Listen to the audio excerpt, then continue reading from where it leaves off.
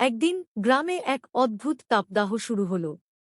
মানুষের মুখে ক্লান্তির ছাপ, প্রাণের অনুভূতি যেন কেমন স্তিমিত। কিন্তু হঠাৎ করে আকাশে কালো মেঘ জমতে শুরু করল। গ্রামের ছোট্ট মেয়ে রীতা মেঘগুলোকে দেখে আনন্দে চিৎকার করে উঠল। বৃষ্টি আসছে, সে বলল, হাতে নিয়ে ছাতা।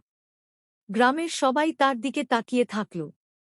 কিছুক্ষণ পর প্রথম বৃষ্টির ফোঁটা পড়ল। রীতার মুখে হাসির রেখা ফুটে উঠল। সে দৌড়ে বাইরে বের হল। বৃষ্টি বাড়তে শুরু করল।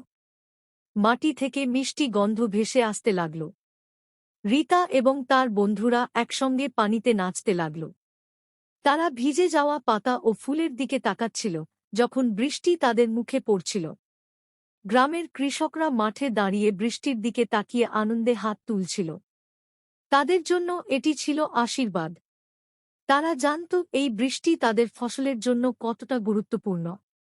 বৃষ্টির মধ্যে রীতা একটি ছোট্ট পিঁপড়ে দেখতে পেল, যা কষ্টে একটা বড় পুকুরের দিকে যাচ্ছিল। সে চিন্তা করল, এটা কি আমার মতোই কিছু খুঁজছে। সে পিঁপড়েটিকে তুলে ধরল এবং সাবধানে পুকুরের পাশে রাখল। বৃষ্টি শেষ হওয়ার পর সবকিছু ঝলমলে হয়ে উঠল। রীতা ও তার বন্ধুরা আকাশের রামধনু দেখতে পেল। রামধনুর 7টি রঙের মধ্যে তারা খুঁজে পেল তাদের জীবনের আনন্দ।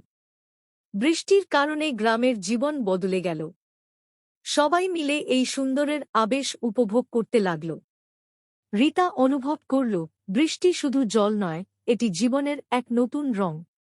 এইভাবেই বৃষ্টি গ্রামের মানুষের মনে নতুন আশা নিয়ে এল এবং সবার জন্য একটি সুন্দর দিন এনে দিল।